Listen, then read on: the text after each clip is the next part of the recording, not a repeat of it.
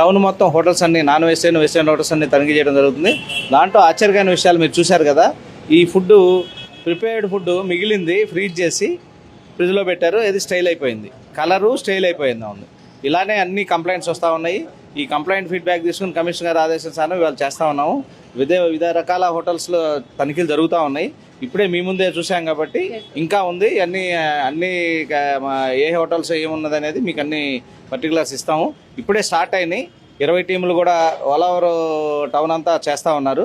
మొత్తం ఎక్కడెక్కడ ఏం ఫైండ్ అవుట్ చేసిందని మేము క్లియర్గా ఇస్తామండి. సార్, డబ్బులు పెట్టి కొనుక్కొని తింటున్నా కూడా క్వాలిటీ లేనటువంటి పరిస్థితులు ఉన్నాయి. మీకు కూడా పెద్ద ఎత్తున కంప్లైంట్స్ వస్తున్నాయి.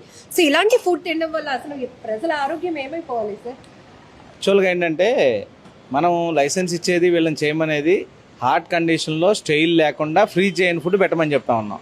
వీళ్ళు ఏంటంటే లాభాపేక్ష తోటి నిన్న మిగిలిన ఫుడ్ కూడా మీరు చూశారు కదా, చూడండి. నిన్న మిగిలిందో మొన్న మిగిలిందో తెలియదు. ఇది ఫ్రిడ్జ్ చేసి మేబీ దీన్ని ఫ్రీజ్ చేసి ఇవాళ ఫస్ట్ అవర్లో పెడతా ఉన్నారు. మేము మీ ద్వారా హెచ్చరించేది ఏంటంటే పబ్లిక్ ఎవరైనా హోటల్కి వచ్చే వాళ్ళకి స్టైల్ కాకుండా ఉండేది, వేడిగా, తర్వాత కలర్ లేకుండా. మెయిన్ ఏంటంటే కలర్స్ కార్సినోజెనిక్, క్యాన్సర్ వచ్చే కారణాలు ఏంటంటే ఈ కలర్స్ అన్ని వల్ల క్యాన్సర్స్ వస్తున్నాయి. కాబట్టి కలర్ ఎట్టి పరిస్థితుల్లో ఎవరిని అలౌ చేయడానికి వీలు కాదు, ఒప్పుకోము.